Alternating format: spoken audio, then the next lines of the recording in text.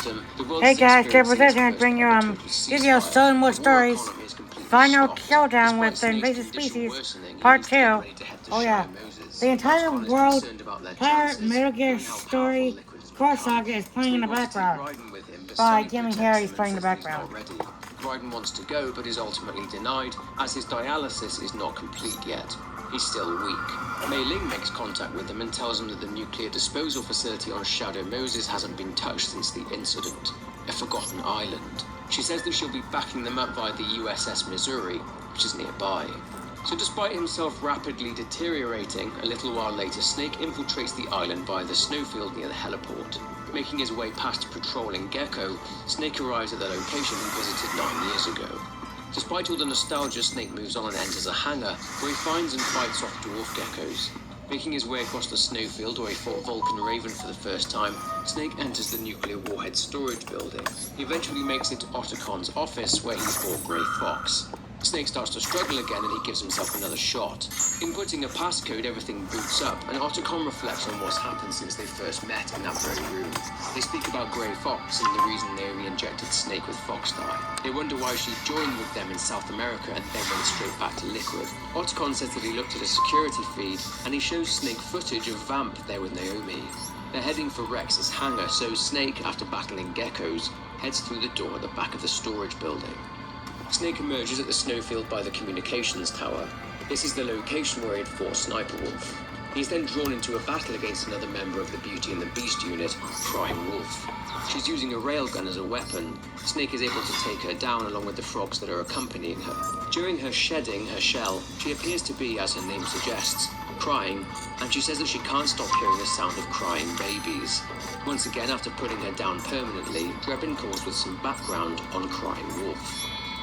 You don't need me to tell you there's whole nations in Africa tearing themselves apart in the name of ethnic cleansing. Well, she was born into that environment. When she was a little girl, her village was attacked by rival armed factions. Her parents and siblings were slaughtered, and she was left a refugee. She took her last surviving relative, her baby brother, and ran as far as she could away from the war zone. One day, they came across an enemy unit, so she took her brother and hid in an abandoned shack. And then her brother started to cry. She knew that if the soldiers heard the noise, they would find them and kill them both. So she wrapped her hand as tight as she could around his mouth. As the footsteps gradually went away, she came back to her senses. Her brother wasn't crying anymore. Horrified, she pulled her hand away, covered in sweat and spit. He wasn't breathing. They say wolves eat their own pups when they die. She was spotted wandering through the thick of battle, carrying her dead brother in her arms. She had visions, too. A wolf walking alongside her. Every night, the wolf would howl and cry, just like her brother did that day. Eventually, she made it to a government-run refugee camp. But by then, her brother's body had rotted away. Oh, Mark II has now been replaced with the Mark III, and it opens the door for Snake, allowing him to move onto the underground base. Unfortunately, making it to the blast furnace, Snake finds the elevator is locked. Ottocon says that there are casting and rolling facilities below the furnace, and Snake can use a drainage duct to get to the hangar. Finding the duct, Snake comes out in the hangar. Inside the hangar, he ascends and sees Rex, still there after 9 years with the railgun removed, as that is really all Liquid needed.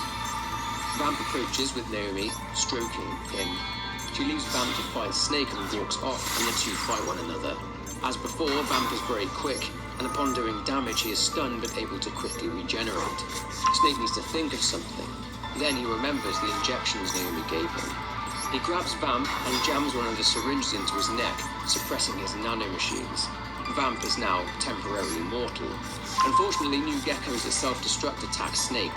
And then Raiden, whose blood transfusion is now complete, is recovered, and he fights and finishes off Vamp, while Snake keeps the geckos at bay.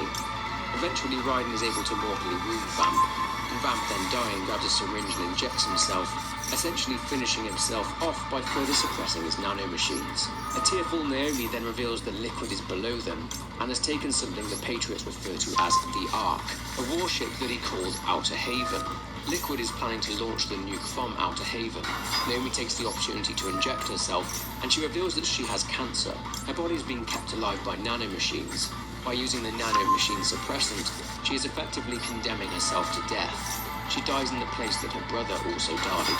Otacon is gutted, as pretty much all of the women important to him, Sniper Wolf, Emma, and now Naomi, have all died. The geckos are coming, so Snake, Raiden, and the Mark III board Rex. With Otacon able to activate Rex with the Mark III, they use it to exit the hangar, and they fight their way through the tunnel to the surface. Emerging, Raiden is crushed by falling debris. Something flies out of the water, and it's Metal Gear Ray. Despite its ray dome having been destroyed by Grey Fox and the railgun having been taken by Liquid, Rex still has other weaponry. Since Otacon designed the thing, he has some tricks up his sleeve, and he activates a program he secretly built into it, in which it can use its hull as a weapon. Rex and Ray then face off. It's a bruising encounter, but Metal Gear Rex triumphs over Ray. Can't be a classic. Liquid stumbles out of Ray's cockpit and Snake does the same. Liquid then runs towards the pier with an injured Snake giving chase. Turns out that Eva wasn't exaggerating when she said Mount Rushmore earlier. Outer Haven is a Mount Rushmore-like, featuring the faces of Big Boss and his sons. This is Outer Haven. Snake then collapses in pain whilst Liquid says that he will now destroy the John Doe satellite using a railgun. Raiden is still trapped underneath the rubble. Struggling to reach his sword, he dislocates his shoulder, grabs his sword and cuts his arm off to free himself.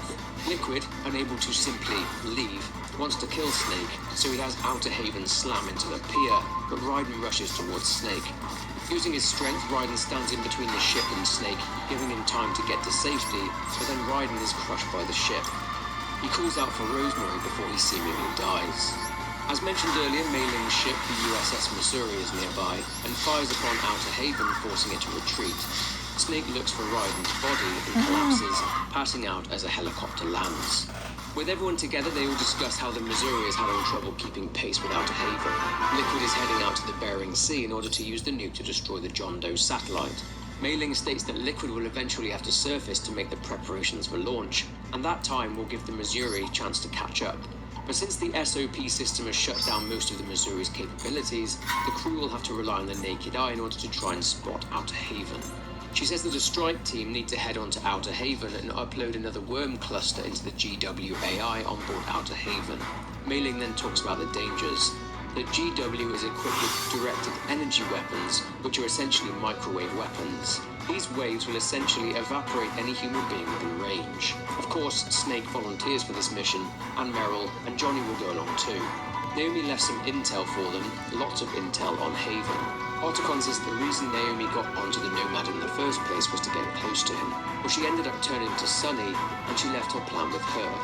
The plan was inside Naomi's necklace.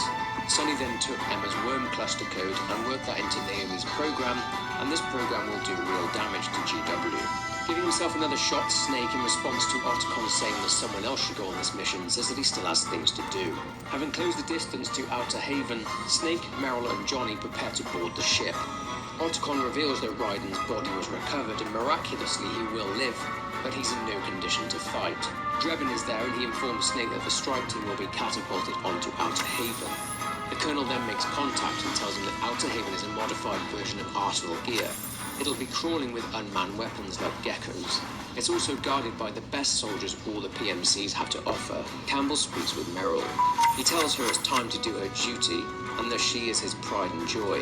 In the meantime, the railgun prepares to fire, and a naval battle then commences between the two ships.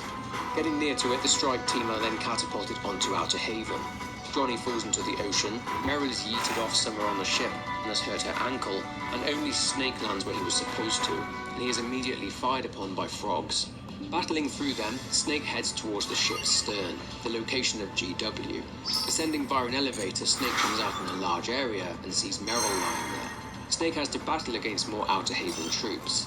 He is then confronted by the final member of the Beauty and Beast unit, Screaming Mantis. Mantis attempts to control Meryl just like Psycho Mantis did on Shadow Moses Island, but she is saved by Johnny. The Haven troops then reanimate and Johnny is shot. Screaming Mantis, who is levitating with the help of her suit and has two dolls either side of her, uses her powers to control Meryl.